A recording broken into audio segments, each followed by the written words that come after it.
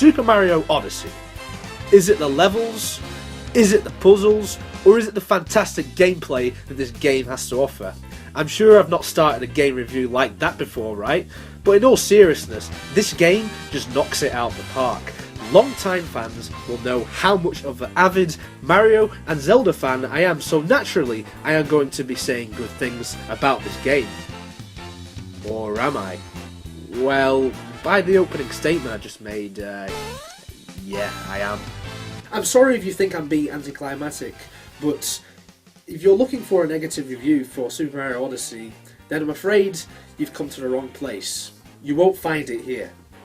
One of the most beneficial factors about the late 10s, if we're going to call this decade that, is the re-emergence of Nintendo with their brand new hybrid console, the Nintendo Switch. Let me reiterate how much I love this console. This may be the best thing Nintendo has done since the GameCube, or dare I say it, the Nintendo 64 days. They started it all off with Breath of the Wild, which I'm still discovering stuff in almost 2 years after release, and later on that year, the Big N hit us with this blast. They basically took everything that I love about Super Mario 64 and Sunshine and other games and made bigger worlds which had more open-ended gameplay. That was a mouthful. Gone is the linear style gameplay which was seen of late with the likes of Super Mario 3D World, which was the last main Mario game to come out on a Nintendo home console, discounted Super Mario Maker of course. In Super Mario Odyssey, Mario gets a new companion in the form of Cappy, who manifests itself into his famous red hat. The inclusion of this character forms a base of what this game is all about, which is possessing loads of characters that you can meet along the way, including some of your biggest enemies from down the years. The goal of the game is for Mario and Cappy to rescue Cappy's friends. Oh, and Peach got kidnapped by Bowser again. I'm not even going to get started on this topic again, but whatever. There's your story. You start off in the Cap Kingdom, which provides the tutorial for this game, mainly on how to use Cappy and to control Mario and his moveset and all of that. It makes me so happy that the moveset, which originated back in Super Mario 64, is back here once more. After completing the Cap Kingdom, Mario travels to the Cascade Kingdom. Here is where most of the fun begins. In this world, you first discover the Odyssey, which is basically a ship, and you use this to travel around all the different kingdoms in this game. So, despite having massive worlds, there's no hub world in this game.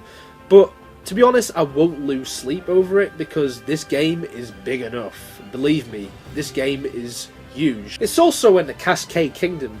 You learn more of the perks of Cappy. You fight your first boss, and you get to be a T-Rex. Well, that just makes the game for me already. It's so awesome just to plow through everything as this T-Rex, taking everything down. I didn't expect this so early on in the game, especially after turning into a frog in the last kingdom. It's good when even in 2017, video games can still have awe-inspiring moments, especially a Mario game. And even now we're coming to the end of 2018 and replaying this again, I still get that feeling.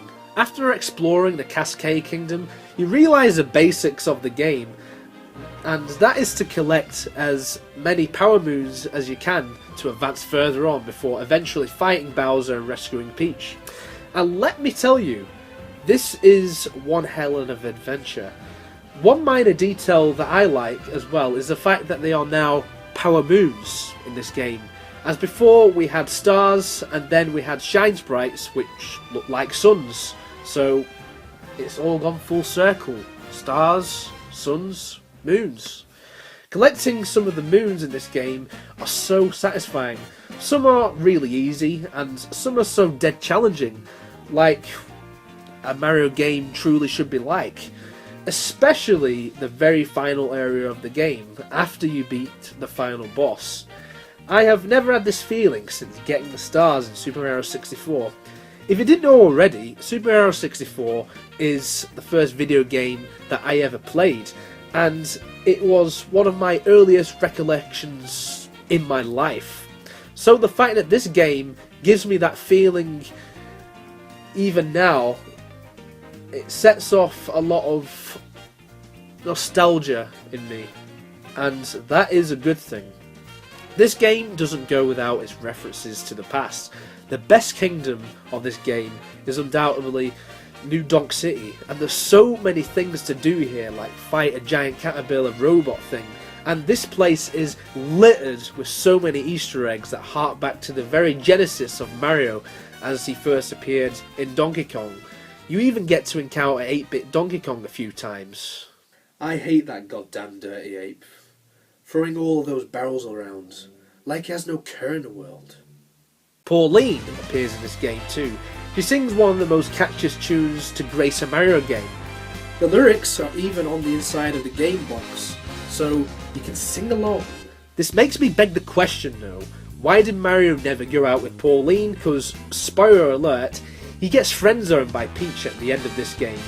How ungrateful can you get? You travel across the world through many lands to rescue her, and this is your reward. Pitiful. In addition to the missions, there are also the costumes which Mario can wear, and there are hundreds of assortments to choose from. You can dress as Luigi, Wario, and Waluigi. So I guess Nintendo does care after all. And what is that? What?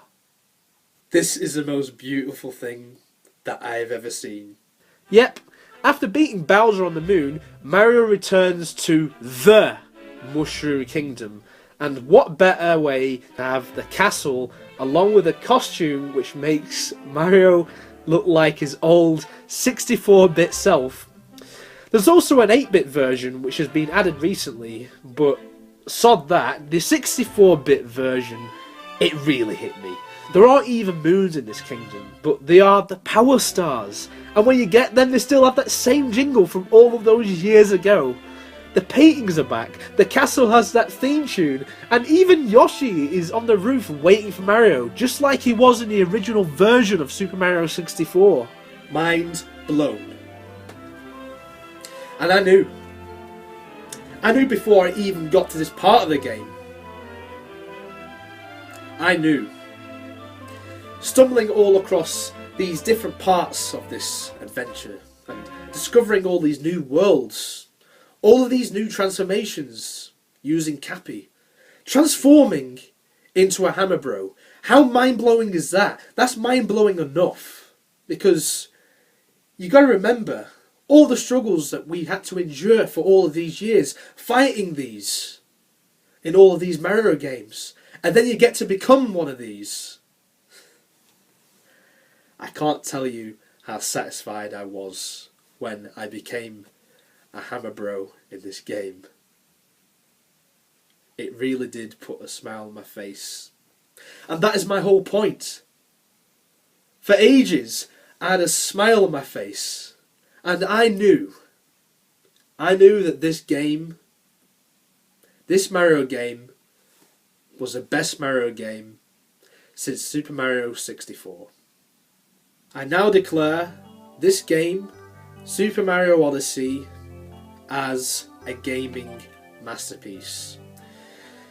If there's any game which is worth your time and effort, there's one game that you buy on the Nintendo Switch. It's this game right here. This is the game for you. My name is James. I play the games. Thank you for watching.